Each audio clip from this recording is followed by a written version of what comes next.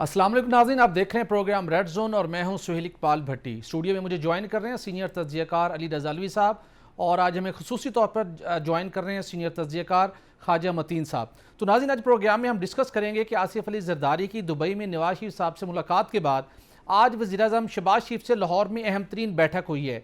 सवाल ये है कि क्या नून लीग और पाकिस्तान पीपल्स पार्टी में सीट एडजस्टमेंट और पावर शेयरिंग का फार्मूला तय पा गया है। और इसके साथ हम बात करेंगे कि 9 मई की वाक़यात की तहकीकात के लिए कायम JIT के सामने चेयरमैन पाकिस्तान तहरीक-ए-इंसाफ बिलाखिर पेश हो गए, जहां पर उन्होंने 9 मई के वाक़यात में मुलव्विस अपने कारकुनों को तस्लीम करने से इनकार करते हुए JIT के अरकान को दबे लफ्ज़ों धमकियां भी दे डाली। इसके साथ JIT के अंदर उन्होंने दीगर सवालात के क्या जवाब दिए, इसकी तफसीलात भी आपके साथ शेयर करेंगे। इसके साथ आपको बताएंगे कि नैब के कानून में अगरचे तरमीम तो हो गई, लेकिन उस तरमीम के बाद अब नैब ने 11 विंड पावर मनसूबों में 11 अरब रुपए की मुबैना करप्शन और मनी लॉन्ड्रिंग की तहकीकात अचानक क्यों बंद कर दी हैं। और इसके साथ आपको ये भी बताएंगे कि IMF की शर्त पूरी करने के लिए हुकूमत ने जहां बिजली महंगी करने का फैसला किया हुआ था, वहीं अब गैस महंगी करने की तैयारी भी कर ली गई है। आवाम के लिए बिजली और गैस का निर्ख बर्दाश्त करना क्या मुमकिन हो पाएगा। और इसके साथ आपको बात करेंगे कि बलूचिस्तान को अमन का गहवारा बनाने के लिए कोयटा में एक अहम तकरीब मुनक्किद हुई, जिसमें शुरका ने इस बात पर इत्तफाक किया कि बलूचिस्तान में अमन लाने के लिए मफाहमत और उसके साथ साथ बातचीत ही वाहिद हल है। तो इन मामलात के ऊपर हम बात करेंगे। तो सबसे पहले अली रज़ालवी साहब, मैं आपसे जानना चाहूँगा, आसिफ अली ज़रदारी मुतहरिक हुए, दुबई में नवाज शरीफ साहब से उन्होंने मुलाकातें की, वज़ीर रहमान साहब के तहफ़्फ़ुज़ात भी थे, लेकिन उसके बाद कहा यह गया कि वहाँ पर कोई ख़ास बातचीत नहीं हुई, कोई बड़ा फैसला नहीं हुआ। कमर ज़बान कायरा साहब मुख्तलिफ TV चैनल्स पर यह कहते हुए सुने गए कि कोई बड़ा हुकूमत साजिश से मुतल्लिक या इलेक्शन से मुतल्लिक फ़ैसला नहीं हुआ। लेकिन हमने देखा कि आज आसिफ अली ज़रदारी साहब ने लाहौर में वज़ीर-ए-आज़म शहबाज शरीफ साहब के साथ एक अहम तरीन सिटिंग की, जहाँ पर नून लीग के दीगर कई रहनुमा भी मौजूद थे, और लगता यह है कि बहुत से मामलात को हतमी शक्ल दी जा रही है। आप किस निगाह से देखते हैं इस मुलाकात को, और आपके ख्याल में क्या आने वाले दिनों में नून लीग और पाकिस्तान पीपल्स पार्टी की मबैन सीट एडजस्टमेंट और मुस्तकबिल में पावर शेयरिंग का फार्मूला तय पा जाएगा? भट्टी साहब शुक्रिया। कमर ज़मान कायरा के जो ऑफिशियल स्टेटमेंट है, उसके अलावा भी जो हमारे अपने ज़ाती कुछ सोर्सेज हैं लंदन में नवाज शरीफ साहब के इर्द गिर्द रहने वाले कुछ लोग और उस घर में और उन मीटिंग्स में जो मौजूद लोग हैं, उनका भी यही कहना है कि कोई बहुत बड़ा वहाँ फ़ैसला नहीं हुआ। वो मुलाकात हुई है, उस मुलाकात में चीज़ें तय हुई हैं, चीज़ों पे बातचीत हुई है, आइंदा इंतखाबात पे भी बात हुई है, ये निगरान सेटअप पे भी बात हुई है, मौजूदा सूरत हाल पे भी बात हुई है, चेयरमैन PTI के मुस्तकबिल पे भी बात हुई है, चेयरमैन PTI के ट्रायल पे भी बात हुई है। ये गुफ्तगू हुई है, इस तरह के मुख्तलिफ़ चीज़ों पर बातचीत होती रही है, लेकिन कोई बहुत फ़ैसला कुन जो अगर कहें कि हर चीज़ को हतमी तौर पर वो कहीं किसी नतीजे पे लेके जाने वाला कोई ऐसा कोई मामला नहीं हुआ था। लेकिन इस मामले को हवा उस वक़्त मिल गई जब मौलाना फजलुर रहमान ने यहाँ ऑन द रिकॉर्ड मीडिया के सामने कह दिया कि मुझे उसमें नहीं लेके जाया गया, मुझे बताया नहीं गया, मुझे एतमाद में नहीं लिया गया।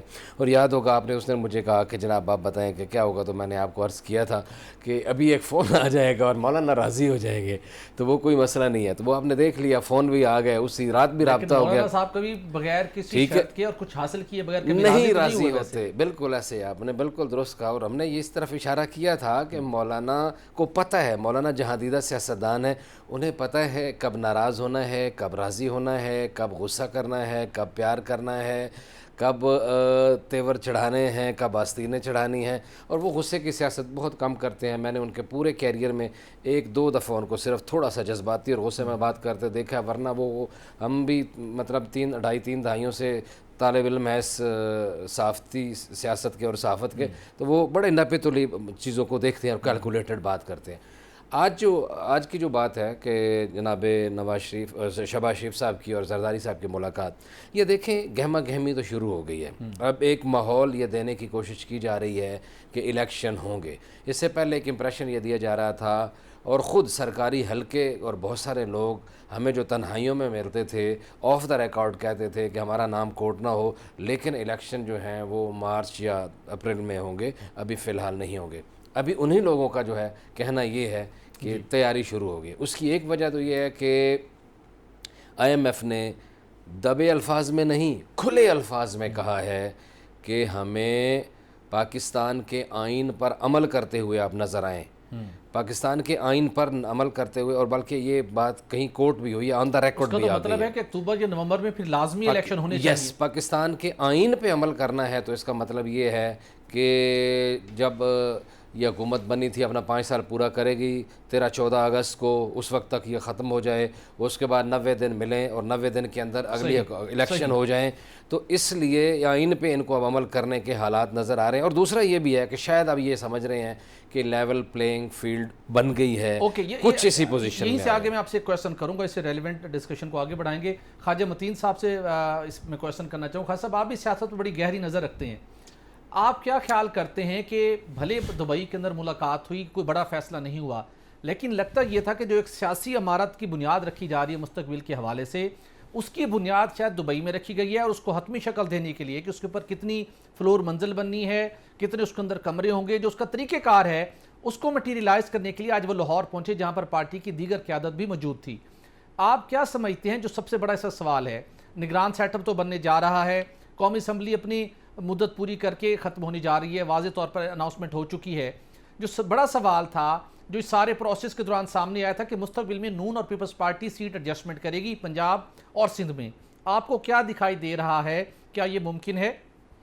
جی بٹی صاحب، بہت شکریہ. جیسا کہ علی رضا علی صاحب نے بات کی ہے کہ وہاں کو بڑے فیصلے نہیں ہوئے، میں اس سے اتفاق نہیں کرتا. یہ دیکھیں کہ جب اس وقت تو جو سیاست کے 2 بڑے کھلاڑی ہیں، جی، میاں محمد نواز شریف اور آصف علی زرداری، ان کی جو دبئی میں ملاقات ہوئی ہے، ان پر کوئی دال سبزیوں کے ریٹوں پر بات نہیں ہوئی. وہ پاکستان کے آنے والے جو سیاسی نقشہ ہے، جو مستقبل میں کیا ہوگا، نگران سیٹ اپ کیا ہوگا، اور انتخابات کب کروانے ہیں، تو اس حوالے سے بڑی ڈیٹیل کے ساتھ وہاں میٹنگ ہوئی ہے، جس کی چیزیں طے کرنے کے لیے جو آج آصف علی زرداری لاہور پہنچے، جہاں انہوں نے وزیر اعظم شہباز شریف سے ملاقات کی. اس سے پہلے آپ نے دیکھا کہ جب اس ملاقات کے بعد پہلے تو یہ کہا جا رہا تھا کہ جو انتخابات ہیں وہ ہوتے ہوئے نظر نہیں آ رہے، پتہ نہیں اگلے سال ہوں گے، کب ہوں گے. لیکن پھر وزیر اعظم نے قوم سے خطاب بھی کیا اور بتایا آ کر کہ ہم اگست میں حکومت چھوڑ رہے ہیں اور یہ نگران سیٹ اپ کے حوالے کر رہے ہیں. یہ ساری چیزیں اس ملاقات میں طے ہوئی ہیں. جہاں تک بات ہے سیٹ ایڈجسٹمنٹ اور پاور شیئرنگ کی، وہ چیزیں اب نچلی سطح پر طے ہونی ہیں. مسلم لیگ نون کو جہاں تک پنجاب کا تعلق ہے، پنجاب میں شاید کچھ جگہوں پر انہیں سیٹ ایڈجسٹمنٹ کرنا پڑے، لیکن یہ ان کا جو اتحاد ہے یہ سیٹ ایڈجسٹمنٹ کی حد تک تو ممکن دکھائی دیتا ہے. سندھ میں بھی اسی طرح صورتحال ہے، لیکن یہ جو ہے اتحاد کٹھے ہو کر الیکشن لڑنا، ایسی صورتحال مجھے نظر نہیں آتی. یہ جماعتیں اپنے اپنے منشور پر انتخابات لڑیں گی، لیکن اس کے ساتھ ساتھ جب ان کی صورتحال واضح ہو جائے گی، جب انتخابات ہو جائیں گے، تو جب ان کی جو ہے وہاں جو سیٹیں سامنے آئیں گی، نشستیں سامنے آئیں گی، جو اگلی حکومت میں انہوں نے کس نے اس کے ساتھ اتحاد کرنا ہے، وہ پھر صورتحال واضح ہو جائے گی. جہاں تک مولانا فضل الرحمان کی بات ہے، دیکھیے اگر اتنی بڑی ملاقات ہوئی، مولانا فضل الرحمان اس وقت انہیں میں عوام سیاست بھی کہتا ہوں کہ وہ بلا وجہ آپ کو پتہ ہے نہ اشتعال میں آتے ہیں، نہ غصہ کھاتے ہیں. ان کو جب اس ملاقات پہ اعتراض ہوا تو کئی لوگوں کے دماغ میں گھنٹیاں بجیں کہ یہ ملاقات بڑی اہم ہے اور اس میں مجھے شریک نہیں کیا گیا. اس لیے نواز شریف صاحب نے بھی محسوس کیا کہ مولانا فضل الرحمان تو پی ڈی ایم کے سربراہ ہیں، ان کو یاد آیا پھر تو انہوں نے ان کو منانے کی کوششیں کیں اور ان پہ وہ خاصی حد تک کامیاب ہوئے. کامیابی اس وجہ سے بھی ہوئی کہ مولانا فضل الرحمان صاحب کے پاس اور کوئی راستہ بھی نہیں ہے. آپ کی بات بالکل ویلڈ ہے کہ کچھ نہ کچھ ایسا ضرور ڈیولپمنٹ ہوئی ہے جو فیوچر کی چیزیں طے ہونے کے حوالے سے.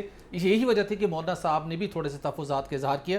میں آپ سے یہ جاننا چاہوں گا شہباز شریف صاحب، آج کل ہر طرف بہت متحرک دکھائی دیتے ہیں، کچھ منصوبوں کا وہ سنگ بنیاد رکھتے دکھائی دے رہے ہیں، کہیں وہ منصوبوں کا افتتاح کر رہے ہیں. اسلام آباد کے اندر بھی بہت سپیڈ دکھائی انہوں نے. اس کے ساتھ ساتھ انہوں نے لیپ ٹاپ سکیم کے اوپر بہت تیزی سے کام جاری رکھا ہوا ہے. میرا سوال یہ ہے کہ یہ نئے منصوبوں کی تختیاں لگانا یا مکمل ہونے والے منصوبوں کے فیتے کاٹنا، یہ لیپ ٹاپ بانٹنا، آنے والے الیکشن کے اندر ان منصوبوں کی اور لیپ ٹاپ کی کس حد تک امپورٹنس ہوگی نون لیگ کے اپنے ووٹرز کو اٹریکٹ کرنے میں اور جیت کی راہ ہموار کرنے میں؟ جی بھٹی صاحب، بالکل آپ نے درست کہا کہ وہ ہر ہفتے کسی نہ کسی منصوبے کا سنگ بنیاد رکھ رہے ہیں یا ان کا افتتاح کر رہے ہیں. ان کو پتہ ہے مسلم لیگ نون کی جو وجہ شہرت ہے وہ کام ہے، ترقیاتی کام ہے. لیپ ٹاپ سکیم جو بند پڑی تھی اس کو بھی دوبارہ شروع کیا ہے، بالکل اٹریکٹ کرے گی. ये जो उनके काम है उनको पता है हमने इंतखाबात में जाना है। दूसरी तरफ जो महंगाई है उसने लोगों का बुरा हाल कर दिया है। अब वो इस तरह के जो मंसूबे हैं लॉन्च करके लोगों की जो तवज्जो है अपनी जानब मबजूल कराना चाहते हैं, और जिसमें नून लीग हमेशा ही कामयाब रही है। उन्होंने पहले भी लैपटॉप स्कीम शुरू की थी, आपको पता है पंजाब में, जिसका उन्होंने खातर खा फ़ायदा हुआ था। अब भी उन्होंने शुरू कर दिया, जब हर दूसरे तीसरे घर में किसी बच्चे को लैपटॉप मिलेगा। आजकल आपको पता है एजुकेशन के लिए लैपटॉप एक बुनियादी अहमियत का हामिल है, इसकी ज़रूरत है, स्टूडेंट को ज़रूरत है।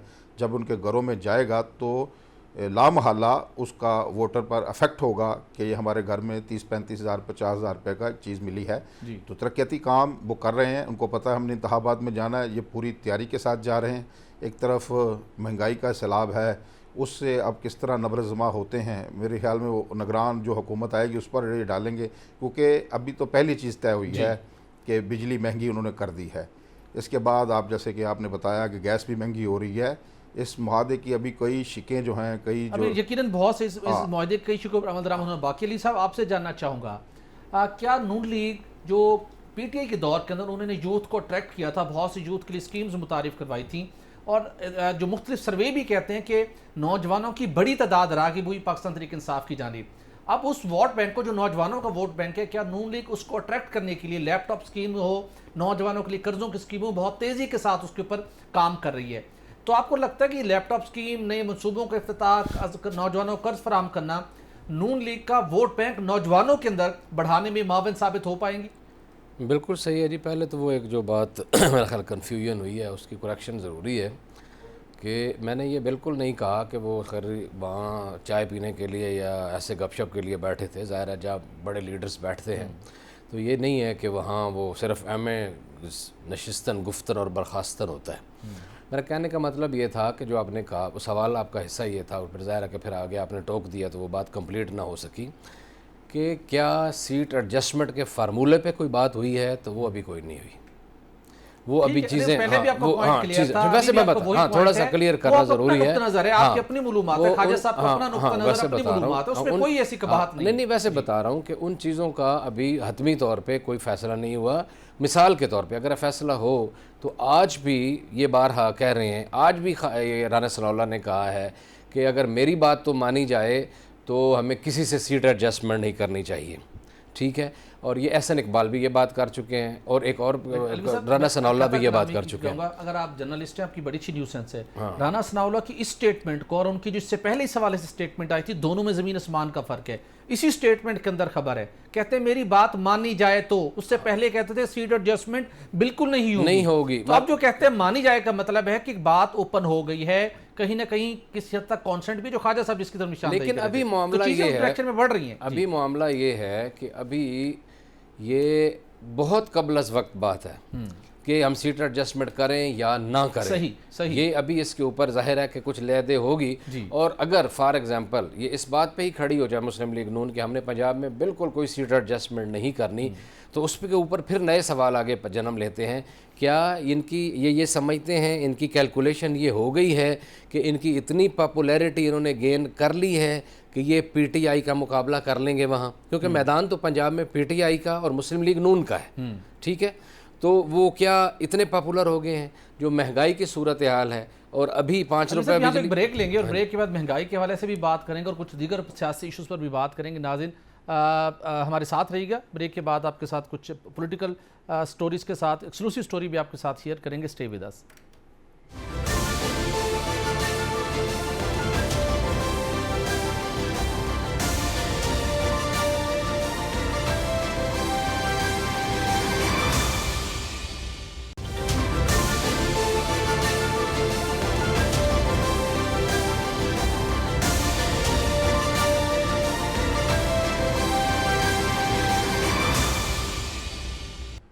वेलकम बैक नाजरीन। 9 मई के वाक़यात के सिलसिले में पुलिस दोबारा मुतहरिक हुई है और आज पेशावर में 2 साबिक वज़रा को ज़मानतें उनकी कैंसिल होने के बाद गिरफ़्तार कर लिया है। सिर्फ यही नहीं बल्कि जो JIT कायम की गई थी वहाँ पर पहली मरतबा बिलखसूस जो कोर कमांडर हाउस पर हमला था उससे मुतल्लिक JIT के सामने चेयरमैन PTI पेश हुए, उनसे बहुत से सवालात हुए। बरला साहब, आपसे जानना चाहूँगा, अगरचे कि आज आप कुछ तख़ीर से आप हमें ज्वाइन कर सके, chairman P T I J T کے سامنے پیش ہوئے اور انہوں نے ان سے جب سوالات ہوئے کہ جو ان کو ایون ویڈیوز دکھائی گئیں، تصاویر دکھائی گئیں جو لوگ اس حملے میں ملوث تھے، تو انہوں نے دو ٹوک انداز میں ان لوگوں کو جو اس سارے واقعے میں ملوث تھے، حملہ کر رہے تھے، ویڈیو دیکھنے کے بعد انہوں نے کہا کہ میں ان کو پی ٹی آئی کا ورکر یا پی ٹی آئی کے ساتھ ان کے کسی تعلق کو نہیں مانتا. انہوں نے اسٹریٹ اوے ریفیوز کر دیا. لیکن ہم نے دیکھا جب اس وقت لوگ جلاؤ گھراؤ میں ملوث تھے، توڑ پھوڑ کر رہے تھے، تو انہوں نے پی ٹی آئی کے جھنڈے بھی اٹھائے ہوئے تھے اور بہت سے ریکوگنائز فیس تھے اور کچھ ڈسٹرکٹ لیول پر، یو سی لیول کے اوپر ان کی باضابطہ عہدے تھے. پھر بعد میں کچھ ویڈیوز آئیں جو اعترافی بیانات تھے جس میں وہ کہہ رہے ہیں کہ ہمارا اتنے سالوں سے پاکستان تحریک انصاف کے ساتھ ہمارا تعلق ہے، لیکن آج chairman P T I J T کے سامنے ان کو ماننے سے، ان کو ریکگنائز کرنے سے انکار کر دیا انہوں نے. بھٹی صاحب، یہ جو 9 مئی کے واقعات ہوئے اس کی ہم سب مذمت کرتے ہیں، لیکن 9 مئی کی آڑ میں اب یہ تو نہیں ہوا کہ وہ واقعات مظفر گڑھ میں بھی ہوئے، وہ واقعات سائیوال میں بھی ہوئے، کیا وہ واقعات مانسیرہ میں بھی ہوئے، یا وہ واقعات سکھر میں بھی ہوئے، نواب شاہ میں بھی ہوئے، یا وہ واقعات سیالکوٹ میں بھی ہوئے. تو میرا خیال ہے کہ یہ ہماری جو بھی حکومت ہے ان کی یہ پالیسی بڑی غلط ہے. جو تو لوگ انوالو ہیں جو اس ویڈیو میں آئے ہیں ان کو بالکل سزائیں دیں، لیکن جو لوگ اس میں انوالو نہیں ہیں اور ان کا تعلق کسی ایسے شہر سے ہے یا وہ ایسے شہر میں تھے جہاں یہ واقعات ہی نہیں ہوئے، تو میرا خیال ہے وہ ظلم اور زیادتی ہے. آپ اس ظلم اور زیادتی کا اندازہ اس بات سے کریں کہ آفیشیل فگر ہے کہ پچھلے 1 سال سے پاکستان سے 13 لاکھ لوگ جو ہیں وہ ملک چھوڑ کر چلے گئے ہیں، اپنی جائیدادیں بیچ کر چلے گئے ہیں. تو کیا یہ درست ہے؟ اور وہ پڑھے لکھے لوگ گئے ہیں. یہ جو اعلیٰ ترین ہمارے دماغ ہے ان کا جانا ہمارے لیے باعث فکر ہونا چاہیے، نہ کہ باعث فخر ہونا چاہیے. تو میں سمجھتا ہوں کہ آپ جو لوگ واقعات میں انوالو ہیں انہیں ضرور سزائیں دیں، مگر جو انوالو نہیں ہیں، مثلا میں ڈاکٹر طاہر علی جاوید کی ایک مثال دیتا ہوں. پنجاب کے سابق وزیر تھے، وہ بیچارے 7 مئی سے 12 مئی تک لاہور شہر میں داخل ہی نہیں ہوئے. وہ اپنے حلقے میں تھے، ایک ایٹمی سائنسدان کے فرزند ہیں، خود ڈاکٹر ہیں، اور وہ جو پرویز لائی کی پہلی حکومت تھی اس میں وزیر تھے. یہ 1122 کا بیسک جو آئیڈیا تھا انہی کا تھا. اس شخص کو جب وہ 12 مئی کو آتا ہے لاہور میں اپنے بچوں سے ملنے، تو اس کے گھر میں توڑ پھوڑ ہوتی ہے، اسے گرفتار کر لیا جاتا ہے، حافظ آباد جیل میں پھینک دیا جاتا ہے. اور وہ اس وقت اور شرمندہ ہوتا ہے جب لاہور ہائی کورٹ سے رہائی کے بعد اپنے گھر پہنچتا ہے تو اس کی بیوی اس کو تشدد کے نشانات دکھاتی ہے کہ اس کی بیوی کو بھی مارا گیا جو 3-4 نسلوں سے فوجی افسران کی بیٹی ہے. میرا خیال ہے کوئی دوسری رائے نہیں ہے. جو لوگ انوالو ہیں انہیں کسی صورت معاف نہیں ہونا چاہیے، ان کے خلاف کارروائی ہونی چاہیے، اور جو بے قصور ہیں ان کے خلاف کوئی انتقامی کارروائی یا غلط معلومات کے بنیاد کے اوپر کارروائی نہیں ہونی چاہیے. لیکن سوال یہ ہے چیئرمین پی ٹی آئی ان لوگوں کو ان کو ڈس آن کرنا یہ درست اقدام ہے کہ وہ لوگ جنہوں نے ان کے ایک بیانیہ کا سمجھ لیں یا ان کے ساتھ اظہار یکجہتی کرنے کے لیے ان کی گرفتاری کے خلاف جا کے ایکشن کیا، ریکوگنائز نام ہے، پارٹی سے وابستگی ہے، ان کو ڈس آن کرنا کہاں کا انصاف ہے؟ ان کو آن کرے پارٹی، ان کی رہائی کے لیے لیگل فورم کے اوپر کنٹیسٹ کرے، مقابلہ کرے. ان کو یہ کہہ دینا کہ نہیں ان کے ساتھ تو ہمارا کوئی تعلق نہیں ہے. اس اقدام کو، اس سوچ کو کس نگاہ سے دیکھتے ہیں؟ گزارش یہ ہے کہ جو لوگ ان کی پارٹی کے ہیں ان کے لیے ان کی وکلا کی ٹیم بالکل کوشش کر رہی ہے. انہوں نے کبھی یہ نہیں کہا کہ ڈاکٹر یاسمین راشد میری پارٹی کی نہیں ہے. انہوں نے کبھی یہ نہیں کہا کہ عالیہ حمزہ میری پارٹی کی نہیں ہے. جو لوگ ان کی پارٹی کے ہیں ان کے وکلا ان کے لیے کوشش کر رہے ہیں. باقی جو جھنڈوں والی بات ہے، میں ابھی جماعت اسلامی کا جھنڈا لے کر پارلیمنٹ پر حملہ کر دوں تو کیا میں جماعت اسلامی کا فرد ہوں؟ تو جب اس طرح کی کاروائیاں ہوتی ہیں تو بہت سے جھنڈے، بہت سے سٹکر، بہت سے اشتہار استعمال ہوتے ہیں.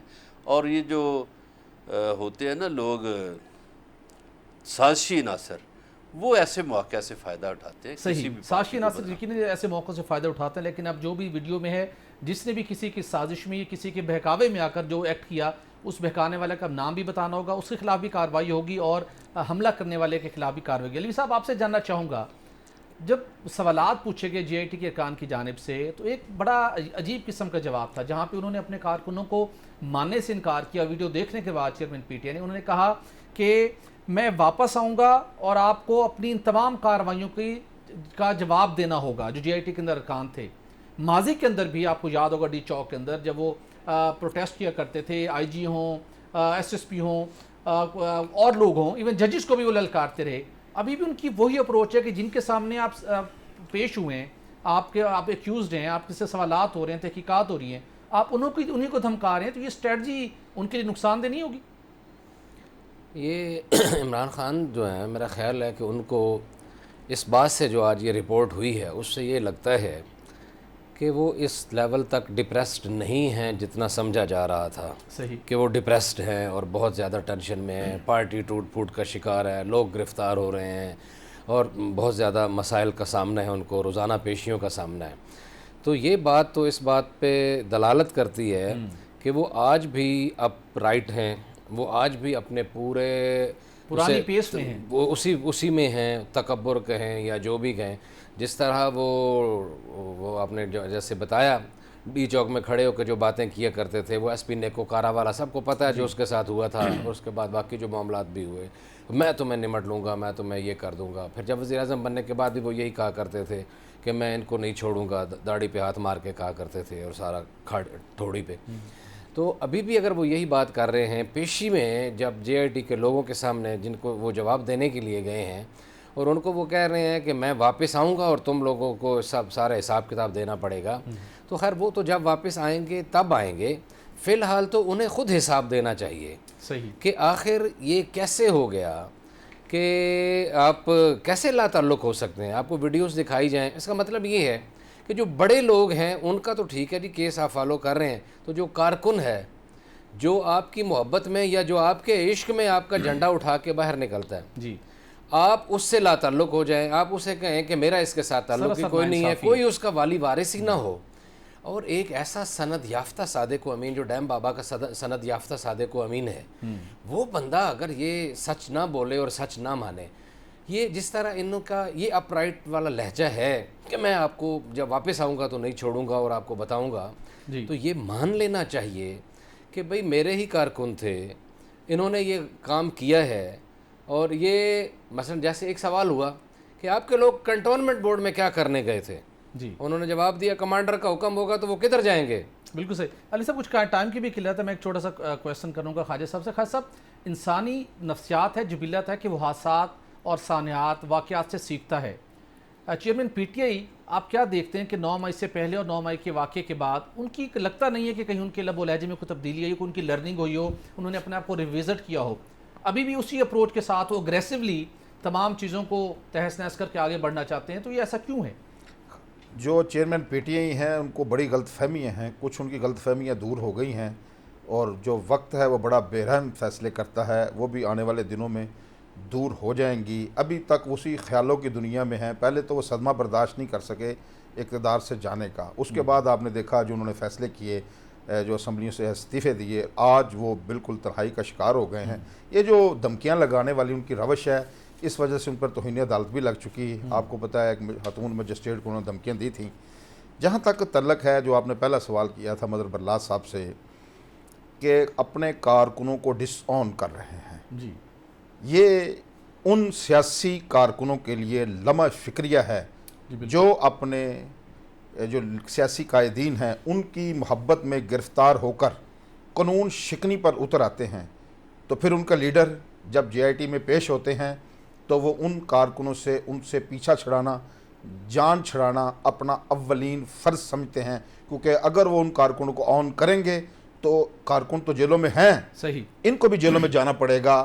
ہمارے پاس اسٹوڈنٹ آتے تھے, بچے آتے تھے یونیورسٹی اور کالجز کے, وہ جب عمران خان کی محبت میں گرفتار ہوئے تو ان کو ہم یہی کہتے تھے, جیسے کچھ لوگ باقی پارٹیوں کے لیڈر ہیں. مریم نواز کے جو صاحب کچھ یہاں فالورز پر ایک ہیں. بریک کا وقت ہوا چاہتے ہیں, بریک لیں گے اور بریک کے بعد ناظرین سے گفتگو کے سلسلہ جاری رہے گا. ناظرین آپ کو بتائیں گے کہ بلوچستان کو امن کا گہوارہ بنانے کے لیے کیا فارمولہ طے کیا جا رہا ہے, اور اس کے ساتھ آپ کو بتائیں گے کہ ایک بڑے کرپشن کیس کی انکوائری کیوں بند کی جا رہی ہے. Stay with us.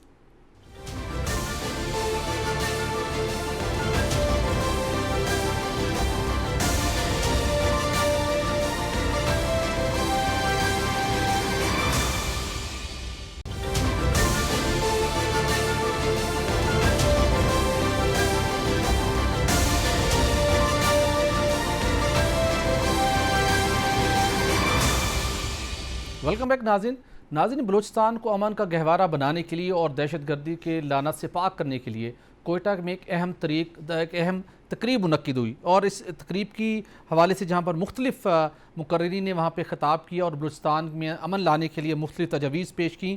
فوکس یہی تھا کہ بات چیت اور مفاہمتی واحد راستہ ہے کہ بلوچستان میں امن قائم کیا جائے. اس کے ساتھ ساتھ اس تقریب میں جو عسکریت پسندی کا جو راستہ تھا اس سے اپنے آپ کو الگ کرنے والے جو سابق کمانڈر تھے گلزار امام شمبے, وہ بھی موجود تھے, انہوں نے بھی خطاب کیا. بلال صاحب آپ سے جاننا چاہوں گا, بلوچستان پاکستان کی معاشی ترقی کا امید اور ایک محور بنا ہوا ہے امیدوں کا, اور وہاں پر بڑے بڑے منصوبے ہونے ہیں. جب ہم دیکھتے ہیں کہ بیری گولڈ کمپنی واپس آئی, ریکوڈک کے حوالے سے ڈیولپمنٹ ہونا شروع ہوئی, اس دن کے بعد سے وہاں پر دہشت گردی کی کارروائیوں میں بے پناہ اضافہ ہوا ہے. پوری عسکری اور سول لیڈرشپ اس بات کے اوپر فوکس ہے کہ یہاں پہ ہم نے امن قائم کرنا ہے. آپ کس نگاہ سے دیکھتے ہیں کہ وہاں پر جو ناراض لوگ ہیں ان کو کس طریقے سے قائل کرنا چاہیے, اور بالخصوص وہ ممالک جو باہر بیٹھے ہوئے ان ناراض لوگوں کو فنڈ کرتے ہیں, گمراہ کرتے ہیں, ان کا راستہ کیسے روکا جا سکتا ہے؟ بھٹی صاحب اس کا بڑا سمپل سا حل ہے. یہ جتنے بھی ناراض لوگ ہیں جو باہر بیٹھے ہوئے ہیں, ان کا کوئی ایک بھائی یہاں وزیر ہوتا ہے, کوئی وزیر اعلیٰ ہوتا ہے, دوسرا بھائی ادھر علیحدگی پسندوں کے ساتھ ہوتا ہے. ایک تو جو بھی ان کی پراپرٹیاں یہاں پہ وہ قرق کر لی جائیں, اور جو باہر بیٹھے ہوئے ہیں اور ان کی سٹیزن شپ بھی ختم کر دی جائے. دوسرا یہ ہے کہ یہاں جو لوگ ان کے ہرکارے ہیں, جو کام کر رہے ہیں, جو شرپسند ہیں, ان کو عام معافی کا اعلان کیا جائے. تیسرا یہ ہے کہ افغان بارڈر کو سیکیور کیا جائے جس قدر کر سکتے ہیں, کیونکہ افغانستان میں 22 کے قریب ایسے ٹھکانے انڈیا نے بنائے ہوئے ہیں ہماری بارڈر پہ جہاں سے لوگ ٹرینڈ ہو کے آتے ہیں.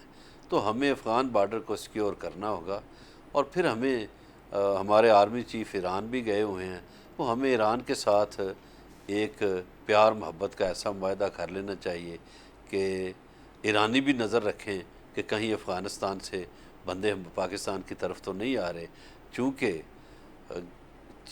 چین کا بڑا اتحادی ہے ایران, اور پاکستان بھی ایک اتحادی ہے. بالکل بلا صاحب, کچھ وقت کی قلت ہے, میں الوی صاحب سے جانا چاہوں گا. الوی صاحب, ایران کے ساتھ یقینی طور کے اوپر معاہدہ ہونا چاہیے, انڈرسٹینڈنگ ہونی چاہیے, اور سب کو مل کر دہشت گردی کا خاتمہ کرنا چاہیے. لیکن بلوچستان کے لوگوں کو کیوں اس بات کا احساس نہیں ہوتا؟ یہ کیسے انہیں ریلائز کرایا جا سکتا ہے کہ گوادر میں معاشی ترقی ہوگی, بلوچستان کو اس کے ثمرات ملیں گے, مختلف معدنیات کے منصوبوں پر کام ہوگا, بلوچستان کے لوگوں کا معیار زندگی بدلے گا, انہیں سہولیات میسر ہوں گی, تو انہیں کیسے ایسے عناصر سے اپنے آپ کو سائڈ لائن کرنا چاہیے تاکہ وہ لوگ ان کے اندر جو گھس کر کارروائیاں کرتے ہیں ان کو بے نقاب کریں اور حکومت کا ریاست کا ساتھ دیں؟